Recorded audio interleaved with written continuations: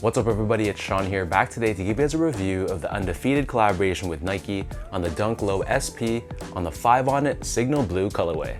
This is the second shoe in the 2-shoe 5 on it pack, which is part of Undefeated and Nike's Dunk vs Air Force 1 collection.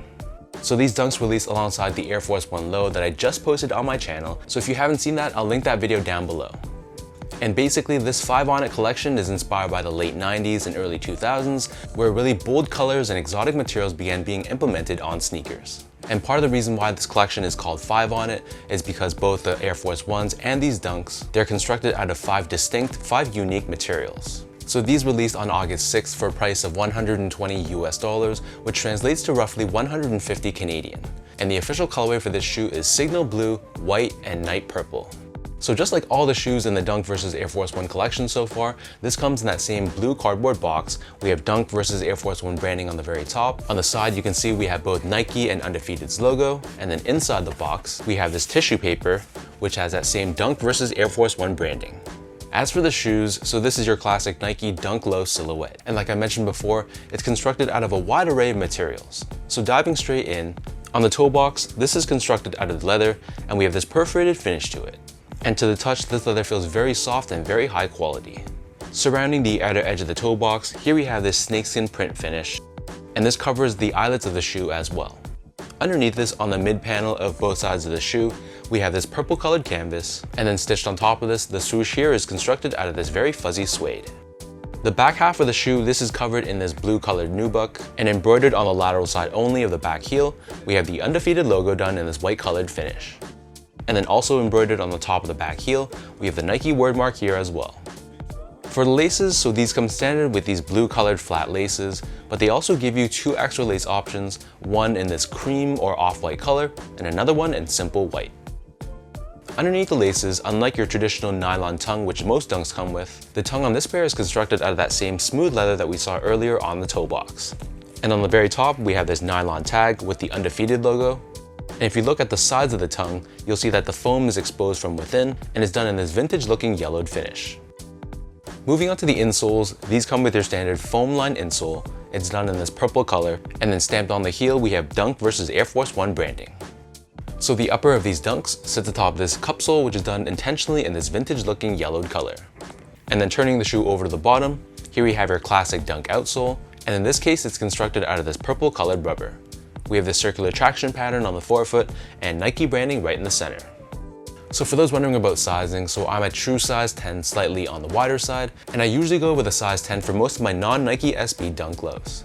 Interestingly though, the first dunk from the original Dunk vs Air Force 1 pack, which dropped I believe in July, those dunks for some reason fit really big. However, these guys, good news, they fit much more true to size. So whatever size you normally get for your Dunk Lows, I would stick with that same size for this pair. If you haven't worn dunks before, again, sticking true to size should be a safe bet. Moving on to comfort, so unfortunately the Dunk Low isn't the most comfortable shoe out there. There's pretty much zero tech within the sneaker. So with that said, it's going to be fine for just an everyday casual use shoe, but just don't expect anything too much from a softness and step and comfort perspective. It's just going to feel like your everyday retro shoe that's very flat, low to the ground, and stable. Finally, in terms of the overall quality and craftsmanship, so this is the part I love the most about this shoe. So just like the Air Force 1s from this pack, the material quality was exceptional. Everything from the leather toe box, the nubuck, the suede, the canvas, all the pieces put together I thought was very high quality, and especially for a price point of $120, I think I definitely got what I paid for. And similarly, from a craftsmanship and build standpoint, I had no issues with my pair. It was very well put together. So a very great job from Undefeated and Nike.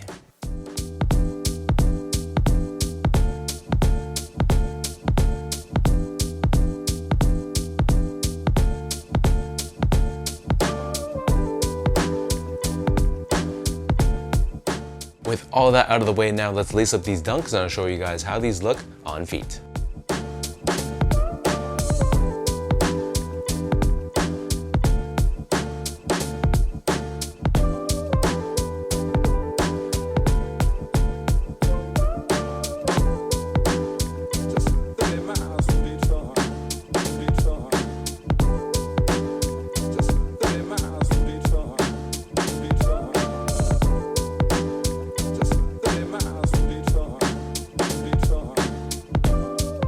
All in all, both the Air Force 1s and the dunks from this pack, they were amazing.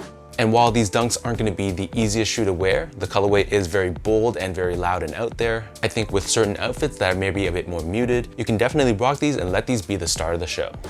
If I had to choose one between the Air Force 1 and the Dunk, I'd probably give the edge to the Air Force 1s. I think they're just a lot more wearable, and the colorway in my eyes is just a bit better. But that's not to take anything away from these Dunks. I personally still really love them. So let me know in the comment section down below what you guys think about these undefeated Nike Dunk lows.